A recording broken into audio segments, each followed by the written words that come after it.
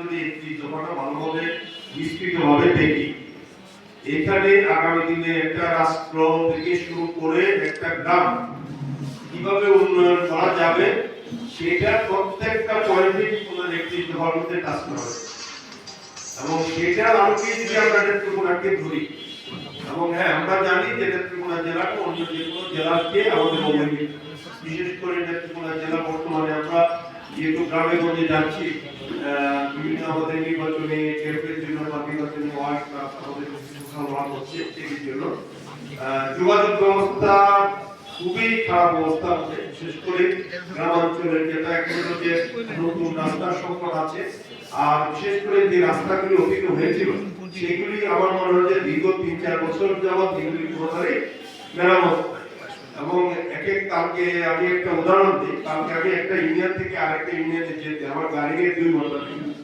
সিরামে আমরা একটা প্রোগ্রাম করেছিলাম, সেখান থেকে আমি সিংড়া গেলাম, আমার 2 ঘন্টা লাগছে সেই রাস্তা দিয়ে যেতে। এই যোগাযোগ ব্যবস্থার দিক থেকে আমরা সব দিকে পিছানো নেত্রকোনাতে এবং এটা শুধু এখানে না, বিশেষ করে আমাদের প্রত্যেকটা উপজেলাতে এই অবস্থা।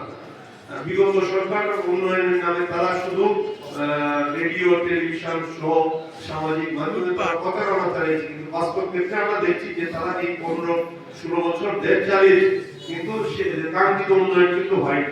পাশাপাশি আমাদের নেত্রকোনাতে স্বাস্থ্য ব্যবস্থা বলেন, স্বাস্থ্য ব্যবস্থার খারাপ অবস্থা, কারণ আমাদের একটা মেডিকেল কলেজ এখানে স্থাপন করা হয়েছে কিন্তু মেডিকেল কলেজের অবকাঠামো এখনো ওইভাবে হয়নি। একটা জেলা সদর হাসপাতাল যেটা ছিল সেই অবকাঠামো দিয়ে একটা মেডিকেল কলেজ চলছে যেটা কোনোভাবেই কাম্য না। পাশাপাশি যা আছে প্রত্যেকটা জায়গায় ডাক্তারদের ভীষণ সংখ্যা, মানে একটা উপজেলায় যেখানে 14-15 জন ডাক্তার থাকার কথা সেখানে কোন উপজেলায় 3 জন, কোন উপজেলায় 2 জন, কোন উপজেলায় 4 জন এইভাবে চলছে। এবং আমাদের শিক্ষা প্রতিষ্ঠানগুলি এইগুলি তো যদি আমরা দেখি এইগুলি খুবই জরাজীর্ণ অবস্থা। তারা বিগত দিনে পরিগত তাদের সরকারের কিছু নির্ধারিত প্রতিষ্ঠান বাদে বাকিগুলি তো অবকাঠামো উন্নয়ন হয় না এবং শিক্ষা ব্যবস্থা তো আসলে জাতীয়ভাবে তখন ধ্বংস করে দেওয়া হয়েছিল। সেটা আপনারা দেখেছেন যে প্রত্যেকটা প্রতিষ্ঠানে দলীয়করণ করে এমন অবস্থায় নিয়ে গেছিল সেখানে শিক্ষার মান অনেকটা নিচে নেমে গেছে। আরেকটা বিষয় যে আমরা নেতৃত্বতে অবহেলিত, যেমন আমাদের কর্মসংস্থানের প্রভাবটা অনেক বেশি।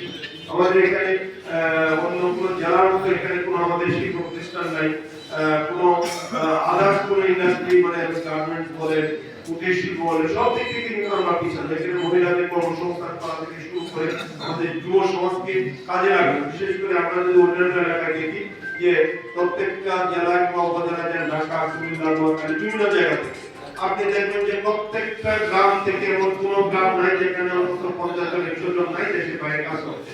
কিন্তু আমাদের সারা নেত্রকোনা সদর উপজেলা কিংবা ওই পাড়াটা এগুলি আপনি দেখেন যে একটা গ্রামে একটা ছেলে আছে কি, যে অত 2-4 গ্রাম ঘুরবেন দেখবেন যে 4-5টা 2টা ছেলে 3টা ছেলে দেশের বাইরে কাজ করে। তার মানে আমরা ওই যুব সমাজকে কিংবা এই দক্ষ শক্তি হিসেবে তাদেরকে আমরা করতে পারি না, তাদেরকে বাইরে আমরা পাঠাতে পারি না, সেটা আমাদের অনেক লেকিংস রয়েছে। আমাদের এই বিষয়গুলি যদি আমরা আগামী দিনে গুরুত্ব সহকারে দেখি তাহলে আমরা আজকে কাঙ্ক্ষিত লক্ষ্য এবং এগুলিকে আমাদের একটি দফায় আছে। পাশাপাশি আমাদের নেত্রকোনা শহরের সবচেয়ে বড় সমস্যা যেটা আমাদের যানজট, এবং এখানে আমাদের যানজটের যে অবস্থা সেটা প্রকট আকারে দেখা যাচ্ছে। এটা আমাদের যে বাইপাস একটা হয়েছে সেটা কাঙ্ক্ষিত সাইডে হয়নি এবং যেটা হয়েছে সেটা যদি শেষ হয় তাহলে অন্তত আমাদের উত্তরাঞ্চলের কয়েকটা উপজেলা অন্তত কিছুটা সুবিধা পাবে। আরেকটা আমাদের বাইপাস অন্তত দক্ষিণ দিকে আমার মনে হয় আগামী দিনে দরকার।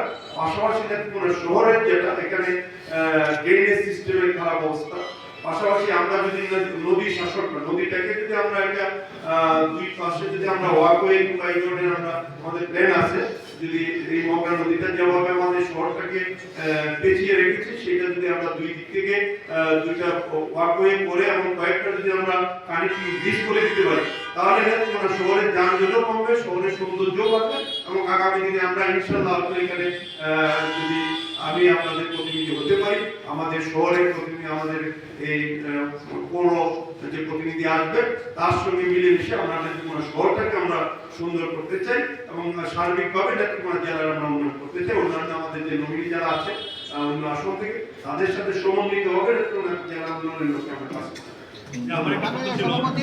চাই।